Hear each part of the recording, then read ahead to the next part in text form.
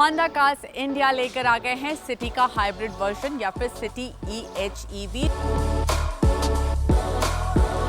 ये एक strong hybrid है। इसमें iVTEC पेट्रोल इंजन है और इसके साथ है 2 मोटर और 1 बैटरी। इसका पूरा प्रोसेस कैसे काम करता है इस पर इस वीडियो में बात करेंगे।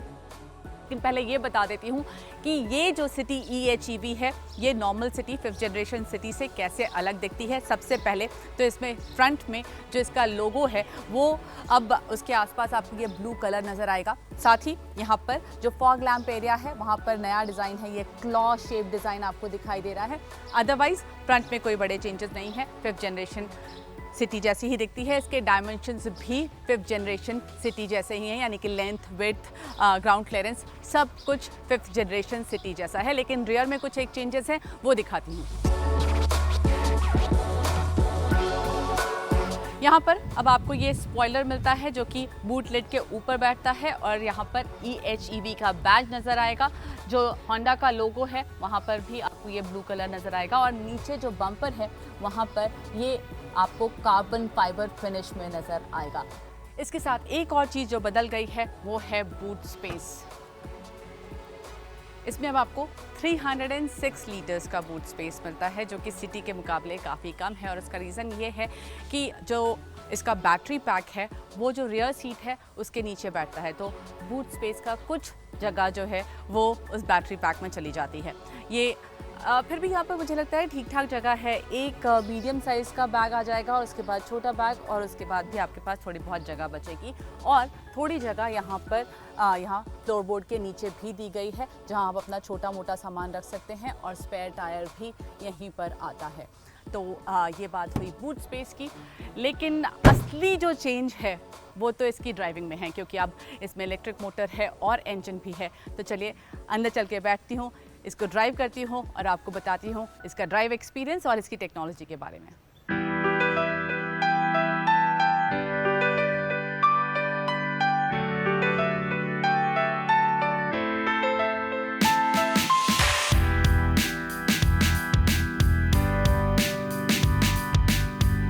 तो सबसे पहले सिटी हाइब्रिड के बेसिक्स के बारे में आपको बता देती हूँ।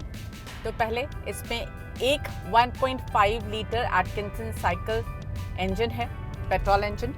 और ये एटकिंसन साइकिल जो इंजन्स होते हैं वो अपनी फ्यूल एफिशिएंसी के लिए जाने जाते हैं। ये फ्यूल एफिशिएंसी इसलिए बेहतर होती है क्योंकि इस इंटरनल कंबशन इंजन में किसी भी नॉर्मल इंजन की तरह जब सिलेंडर का पिस्टन नीचे आता है पेट्रोल और हवा अंदर खींचता है, लेकिन जब पिस्टन वापस ऊपर जाता है प्रेशर बनाने के लिए तब थोड़ा पेट्रोल और हवा का मिक्सचर निकलकर दूसरे सिलेंडर में जाता है जिसमें पिस्टन नीचे आ रहा होता है। प्रेशर लॉस से पावर में थोड़ी कमी रहती है, लेकिन क्योंकि पेट्रोल का वापस इस्तेमाल हो रहा होता है फ्यूल एफिशिएंसी बेहतर हो जाती है।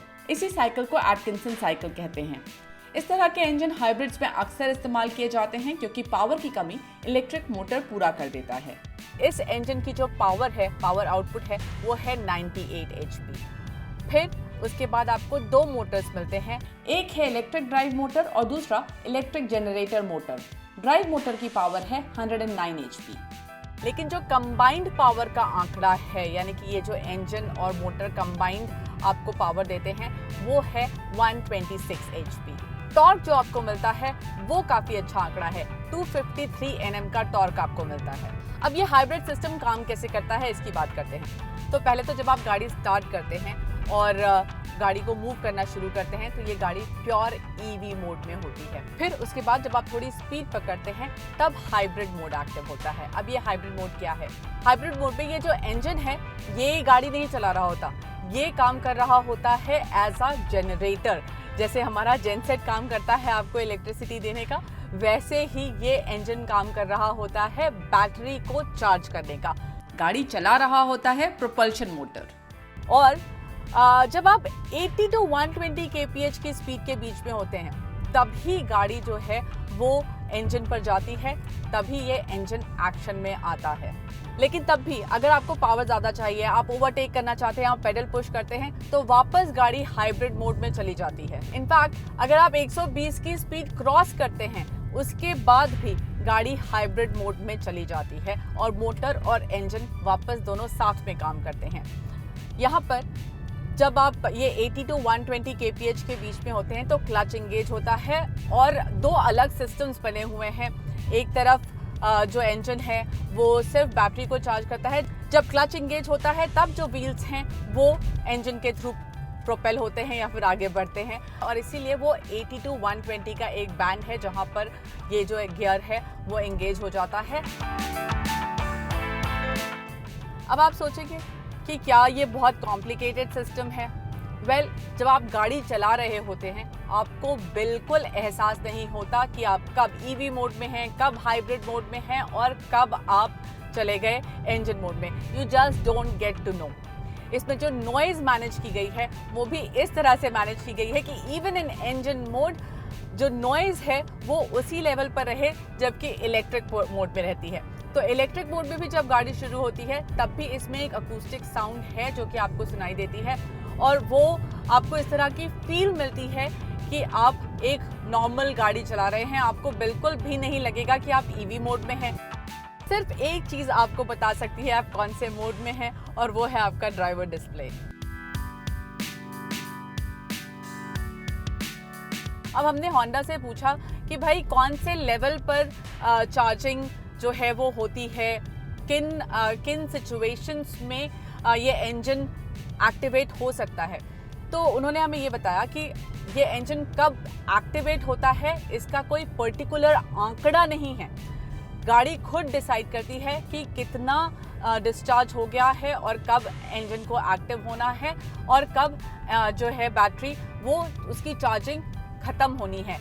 ये डिपेंड करता है कि बाहर का टेम्परेचर कितना है, आप कौन सी स्पीड पर चल रहे हैं। इन सारे फैक्टर्स पर ये बात डिपेंड करती है कि कितना चार्ज बैटरी हो रही है। क्योंकि अगर टेम्परेचर ज़्यादा है, जैसा कि अभी आज बहुत गर्मी है, तो अगर आप बैटरी को पूरी तरह से चार्ज करते हैं तो उसकी लाइफ कम होती है। इसीलिए होंडा ने इसमें जो इंटरनल सिस्टम्स बनाए हैं वो इस तरह से बनाए हैं कि बस ऑप्टिमल चार्जिंग रहे, जिससे बेहतर लाइफ स्पैन जो है वो बैटरी का अचीव किया जा सके। जब मैंने इस गाड़ी को पूरा समझा है उसके बाद मुझे लगता है ईवी से ज़्यादा टेक्नोलॉजी इस गाड़ी में लगी हुई है। बहुत सारी चीज़ें मैनेज की गई हैं। अब उस सारी टेक्नोलॉजी का फ़ायदा ये है कि आपको इसमें जो फ्यूल एफिशिएंसी मिलती है वो 26 kPa से ज़्यादा की मिलती है, यानी कि 26 किलोमीटर पर लीटर से ज़्यादा की। ये तो आइडियल कंडीशन में है। रियल वर्ल्ड में 17 to 19 kpl की माइलेज की उम्मीद आप कर सकते हैं। इस स्ट्रॉन्ग हाइब्रिड सिस्टम का एक फायदा ये भी है कि ट्रैफिक सिग्नल्स पर जब गाड़ी खड़ी होती है तब भी एसी नहीं बंद होता, जैसे हमने कुछ माइल्ड हाइब्रिड्स में देखा है, और इस तपती गर्मी में ये बात काफी काम की है।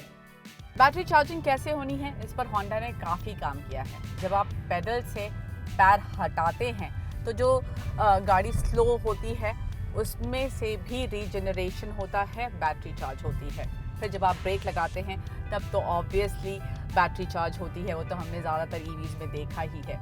इसके साथ साथ यहाँ पर 2 पैडल्स भी दिए गए हैं। इनको मैं पैडल शिफ्टर नहीं बता रही क्योंकि ये पैडल कुछ शिफ्ट नहीं कर रहे। ये पैडल्स जो हैं वो ब्रेकिंग के काम आते हैं। जी हाँ, आप इन पैडल से ब्रेक कर सकते हैं। यहाँ पर जो माइनस साइन वाला पैडल है वो ज़्यादा तेज़ ब्रेकिंग करता है, और जो प्लस साइन वाला पैडल है वो थोड़ा धीमे ब्रेकिंग करता है। ये जो ब्रेकिंग है ये आप एज प्रॉपर ब्रेक नहीं इस्तेमाल कर सकते, लेकिन जैसे आपको स्लो डाउन करना है, आपने देखा आगे ट्रैफिक सिग्नल आ रहा है और आपको धीमे होना है, या फिर गड्ढा आ रहा है जैसे अभी मेरे सामने आ रहा है, मैं इसको स्पीड धीमी कर सकती हूँ और इसके बाद मुझे ब्रेक दबाने की ज़रूरत नहीं पड़ेगी। रीजनरेशन फिर भी होगा। इसमें जो ब्रेक आप लगाते हैं वो भी जब आप माइल्ड ब्रेकिंग करते हैं तब जो मोटर्स हैं वही एक्शन में आते हैं। जब आपको स्ट्रॉन्ग ब्रेकिंग की ज़रूरत है तभी इसके डिस्क ब्रेक्स एक्शन में आते हैं। अब इसका एक फ़ायदा जो मुझे समझ में आ रहा है वो ये कि ब्रेक्स का जो वियर टेयर होता है वो थोड़ा कम होगा, क्योंकि ज़्यादातर टाइम तो जो मोटर्स हैं वही मैनेज कर रहे होंगे ब्रेकिंग। एक और चीज़ जो कि यहाँ पर आपको अलग नज़र आएगी वो है ये बी मोड। अब ये बी मोड क्या करता है? ये बी मोड जब आप पेडल से पैर हटाते हैं तो ब्रेकिंग स्ट्रॉन्ग कर देता है, तो आपकी जो रीजनरेशन है या बैटरी की जो चार्जिंग है वो ज़्यादा होती है। ये आपके जो रेगुलर ड्राइविंग है उसके लिए तो डी मोड ही ठीक है, लेकिन सपोज आप डाउन हिल आ रहे हैं और तब आप इसको एंगेज कर सकते हैं, जिससे गाड़ी परमानेंट रीजन मोड में रहती है, बैटरी चार्जिंग में मदद मिलती है।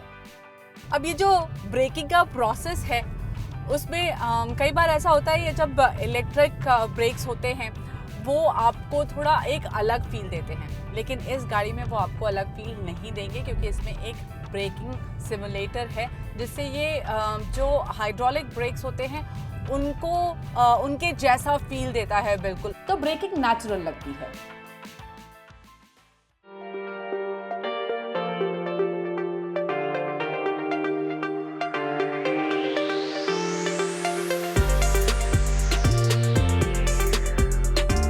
टेक्नोलॉजी तो आपको बहुत कुछ बता दी, लेकिन ये गाड़ी परफॉर्म कैसी करती है, चलती कैसी है, इसके बारे में बात कर लेते हैं। तो जो 0 to 100 का एक आंकड़ा हम सब मानते हैं कि अच्छा कुछ इंडिकेशन देता है वो, तो उसमें ये सिटी से मार्जिनली तेज़ है।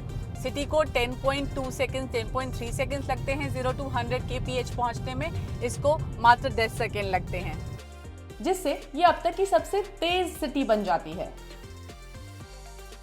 मुझे इस गाड़ी की एक बात जो अच्छी लगती है वो ये कि इसका जो फील है ना वो बिल्कुल आपकी एक नॉर्मल इंजन बेस्ड गाड़ी जैसा है, पेट्रोल इंजन बेस्ड गाड़ी जैसा है। इसकी ड्राइव स्मूथ है। ये जो सिटी हाइब्रिड है वो नॉर्मल सिटी से भारी है, और इसीलिए होंडा ने इसका सस्पेंशन ट्यून किया है सो दैट वो जो एक्स्ट्रा वेट है वो ये गाड़ी आराम से कैरी कर पाए और आपको उसका कोई असर अंदर ना पता चले। और ऐसा है भी, इसकी राइड क्वालिटी आपको बहुत ही बढ़िया मिलती है। सिटी EHEV में अब आपको ADAS या फिर एडवांस ड्राइवर असिस्टेंट सिस्टम्स भी मिलते हैं, और यहाँ पर एक कैमरा लगा हुआ है, उसकी मदद से यहाँ पर आपको ये सिस्टम्स मिलते हैं। होंडा ने ADAS का नाम दिया है होंडा सेंसिंग। ये रेडार बेस्ड सिस्टम नहीं है, लेकिन फिर भी हमने सभी सिस्टम्स को परखा और सभी ठीक काम करते हैं। मुझे जो एक बात इस ADAS सिस्टम की पसंद है वो ये कि यहाँ पर बटन्स दिए गए हैं और आप उन बटन्स के ज़रिए इन ADAS सिस्टम्स को मैनेज करते हैं। इन स्विचेस के साथ ADAS मैनेज करना मुझे स्क्रीन पर जाकर ADAS मैनेज करने से तो बेहतर लगा। फीचर्स की बात करूँ तो इस गाड़ी में आपको वो सारे फीचर्स मिलते हैं जो कि आपको Honda City 5th Gen के टॉप वेरिएंट ZX में मिलते हैं, लेकिन यहाँ पर जो टच स्क्रीन है वो आप अपडेटेड है।